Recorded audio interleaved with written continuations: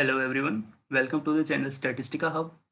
तो हम थोड़ी टेक्निकल चीज़ें पढ़ रहे थे, तो उसके अंदर हमने देखो पिछले वीडियो में देखा था कि सिंपल लीनियर रिग्रेशन के बारे में पढ़ा। तो पहले उसकी थ्योरी कवर की थी, उसके बाद हमने आज स्टूडियो के अंदर उसके ऊपर काम किया था। अभी हम देखते हैं एक टूल है हमारे पास, यहाँ पे जो स्क्रीन पे तुम्हें दिख रहा होगा वो है एसपीएसएस। ठीक है, तो एसपीएसएस हमारे पास एक सॉफ्टवेयर है जो काफ़ी अच्छा है। ठीक है, इसका यूज़ करके मतलब हम काफ़ी चीज़ें कर सकते हैं, मतलब बहुत कुछ नहीं करना है, यहाँ पे सब कुछ इनबिल्ट है। हमें बस कमांड्स पता होनी चाहिए कि इनको एक्सप्लोर करना है बेसिकली। अगर तुम एसपीएसएस देख रहे हो तो उसको जितना एक्सप्लोर करोगे उतना अच्छे से समझ पाओगे। तो अब हम एसपीएसएस के अंदर इसके ऊपर काम करके देखेंगे। तो सबसे पहले जो स्क्रीन पे जो डेटा दिख रखा है, उसको समझेंगे कि डेटा मैंने किस फॉर्म में लिख रखा है, फिर क्या लिख रखा है। तो जब मैंने पढ़ाया था और we can say theory part जब हमने कवर किया था, तो उसके अंदर मैंने एक एग्जांपल लिया था कि मैं रोड के ऊपर खड़ा हूँ और मैं अलोंग विद टाइम वहाँ पे कितनी बस क्रॉस कर रही है इनको काउंट कर रहा था। या 5 मिनट रोड पे खड़ा हुआ, मैंने देखी 1 बस गई। मैं 10 मिनट खड़ा हुआ, मैंने देखी 2 बस गई। तो वहाँ पे मैं इंडिपेंडेंट था, मैं कितनी भी देर खड़ा हो सकता था। जो बस थी, कितनी बस आ रही थी, वो डिपेंडेंट थी कि जैसे टाइम बढ़ेगा बस भी बढ़ेंगी भई, क्योंकि बस नहीं रुक सकती। ओके, तो वो हमारे पास डेटा था। तो अब जब भी हम हमारे पास ये टूल है यहाँ पे, इस टूल का यूज़ करेंगे हम एसपीएसएस का, तो इसमें काफ़ी चीज़ें और भी हैं जिनको हम देख सकते हैं, मतलब बहुत कुछ हार्ड एंड फास्ट नहीं किए हुए हैं। तो सबसे पहले जब हम रिग्रेशन एनालिसिस करते हैं, तो हमें एक नॉर्मेलिटी टेस्ट करना होता है। दैट इज़ कि हमारा डेटा नॉर्मल को फ़ॉलो कर रहा है या नहीं कर रहा। ठीक है? तो अगर हमारा डेटा नॉर्मल को फ़ॉलो कर रहा होता है, इन दैट केस हम बोलते हैं कि हमारे पास जो है कि नॉर्मेलिटी टेस्ट था, वो हमें बोल देगा कि नॉर्मल वाली जो असम्पशन होती है, वो फुलफिल होगी। तो सबसे पहले हम उसी चीज़ को देखेंगे कि हम उसके ऊपर कैसे काम कर सकते हैं। तो उसके लिए हमारे पास जाना पड़ेगा हमें सबसे पहले एनालाइज़ के अंदर, ओके। उसके बाद हमें डिस्क्रिप्टिव स्टैट्स के अंदर, ओके। इसके बाद हमारे पास एक ऑप्शन है एक्सप्लोर, ठीक है। तो हम एक्सप्लोर के अंदर गए, तो मैंने पहले से किया हुआ था, तो इसको डेटा को इधर लेके आते हैं। ठीक है, हम एक्सप्लोर के अंदर गए, तो वहाँ पे हमारे पास जो डेटा था वो कुछ इस साइड में होगा। उसके बाद यहाँ पे कुछ ऑप्शंस हैं, इनके ऊपर हमें काम करना होगा। तो अभी मैं क्या कर रहा हूँ, हमें एक्सप्लोर करना है, तो डिपेंडेंट, इंडिपेंडेंट कुछ नहीं आएगा, लेकिन हमें देखो एक्सप्लोर कौन से डेटा को करना है, पूरे डेटा को। ठीक है, जो कॉलम 1 में है टाइम और कॉलम 2 बस वाला, दोनों डेटा को एक्सप्लोर करना है। तो हम इन दोनों को डिपेंडेंट लिस्ट में ले आएँगे, क्योंकि हमें इन दोनों को एक्सप्लोर करना है। ओके, उसके बाद हम स्टैटिस्टिक्स में जाएँगे, तो यहाँ पे हमें क्या करना है, कॉन्फिडेंस इंटरवल लेनी है, तो वो ले लेंगे। मीन वगैरह निकालना है, कुछ भी निकालना है, वो इसमें आ जाएगा। आउटलायर वगैरह चाहिए तो वो सब आ जाएँगे। हमें देखो इसको एक्सप्लोर करना है नॉर्मेलिटी टेस्ट के लिए, तो इन सब की रिक्वायरमेंट है नहीं। ओके, तो कंटिन्यू करते हैं इसको। उसके बाद हम जाएँगे प्लॉट के अंदर, ठीक है? तो प्लॉट के अंदर जाएँगे तो एज़ डिफ़ॉल्ट यहाँ पे स्टेम एंड लीफ होगा। तुम कितने भी यहाँ पे चूज़ कर सकते हो, स्टेम एंड लीफ कुछ भी, ओके? जो भी तुम्हारा मन करे, जो भी तुम्हें चाहिए, मतलब रिक्वायरमेंट क्या है?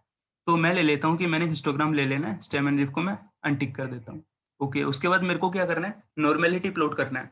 ठीक है, जो टेस्ट होगा वो तो हो ही जाएगा। टेस्टिंग वाला तो वही होता है कि एच नॉट होगी, एच वन होगा, उसके लिए वो टेस्टिंग कर देगा पी वैल्यू को लेते हुए।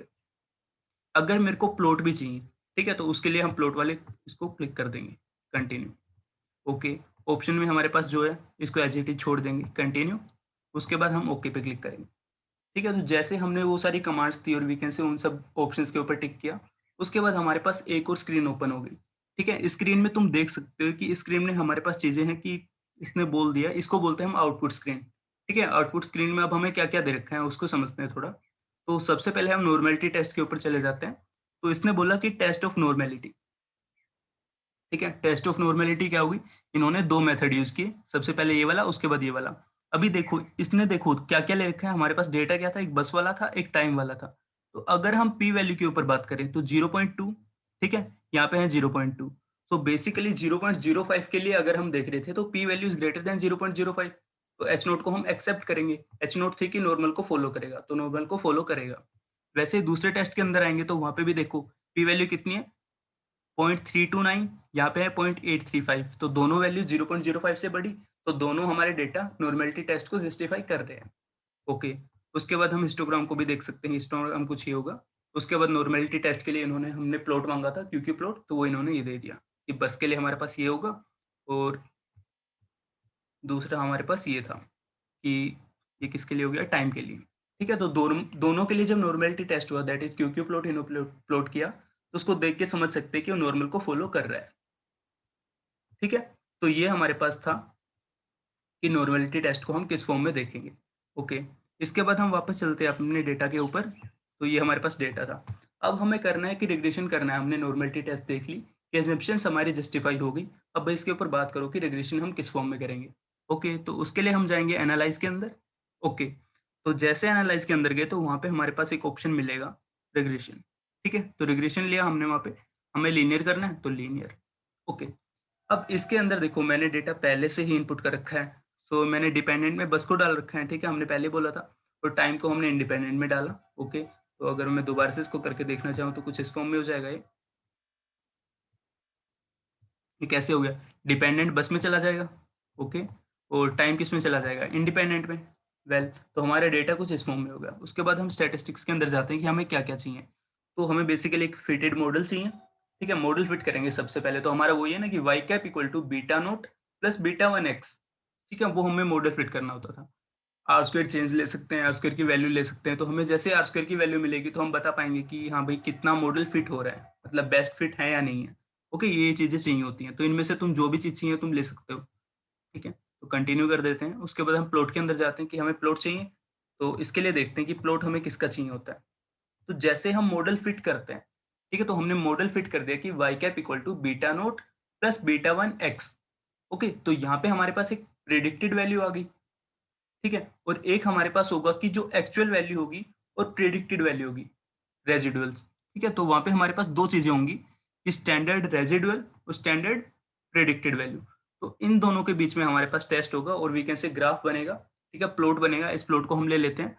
तो हमारे पास जो रेसिडुअल होगा, वो हो जाएगा डिपेंडेंट वेरिएबल यहाँ पे, ठीक है? रेसिडुअल तो जब मिलेगा ना जब हम प्रेडिक्टेड वैल्यू ले चुके होंगे। तो ये डिपेंडेंट हो गया और एक्स पे हम लेंगे इंडिपेंडेंट को, क्योंकि जैसे मॉडल फिट किया तो हमारे पास वाई की वैल्यूज़ आ गई, रेसिडुअल उसके रिस्पेक्ट में निकलेंगे।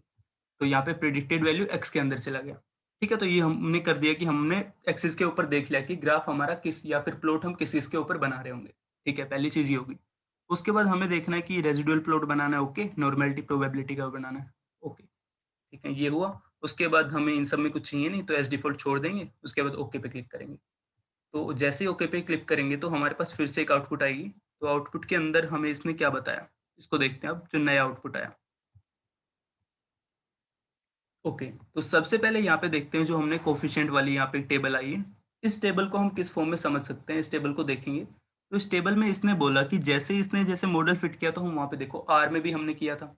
तो आर में हम क्या करते थे, जैसे ही फिट हम करते थे या फिर एलएम वाला फ़ॉर्मूला लगाते थे, तो हमें दे देता था कोएफ़िशिएंट्स, ठीक है? तो यहाँ पे भी इसने कोएफ़िशिएंट दे दिया कि जो कांस्टेंट टर्म होगी उसका कोएफ़िशिएंट होगा -6.105, ओके। और जो टाइम वाली टर्म थी, उसका कोएफ़िशिएंट होगा बीटा 1, तो बीटा 1 की वैल्यू है 0.67, ठीक है? तो इसने बीटा 1 और बीटा 2 दे दिए, तो हमें एक एक्सपेक्टेड वैल्यू ऑफ y मिल जाएगी उससे, क्योंकि प्रेडिक्शन वाली लाइन मिल गई हमें, ओके। उसके बाद इसने चार्ट बना रखे हैं कि हमारे पास बस था और उसके लिए हम इसने पीपी प्लॉट बना दिया, ठीक है? स्कैटर प्लॉट बना दिया, तो इन सबको हम समझ सकते हैं, ठीक है? सो बेसिकली हम जब एसपीएसएस को यूज़ करते हैं, तो उसमें हमें ज़्यादा कुछ नहीं करना होता, सिंपल सी इनपुट्स देने होते हैं, एक डेटा डालना होता है, उसके बाद हम एनालाइज़ वगैरह इसमें बहुत सारे ऑप्शंस हैं, उनको एक्सप्लोर कर सकते हैं, उससे हमारे पास सॉल्यूशंस बहुत जल्दी से आ जाते हैं, जिससे कि हमें मॉडल बहुत जल्दी फिट हम कर सकते हैं, एक्सपेक्टेड वैल्यू जो भी हमें चाहिए होता है, वो सब निकाल सकते हैं, ठीक है? तो एसपीएसएस भी काफ़ी इंपॉर्टेंट है, तो आई होप जो 2-3 चीज़ें मैंने इस फॉर्म में समझाना चाहिए, वो समझ में आई होंगी।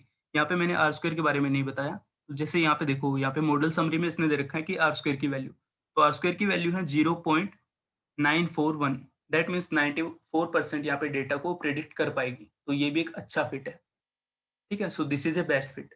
तो ये 2-3 चीज़ें थी जिन्हें हमें समझना होता है, तो ये हमारे पास लीनियर एनालिसिस था, किसके लिए? सिंपल लीनियर रिग्रेशन के लिए, ठीक है? एसपीएसएस के अंदर हमने देख लिया अभी, और पीछे वाले में हमने आर के लिए देखा था, उससे पीछे वाले वीडियो में हमने थ्योरी पार्ट देखा था कि हाँ, चीज़ें होती क्या है, ठीक है? तो आई होप ये चीज़ें समझ में आई होंगी, तो थैंक्स।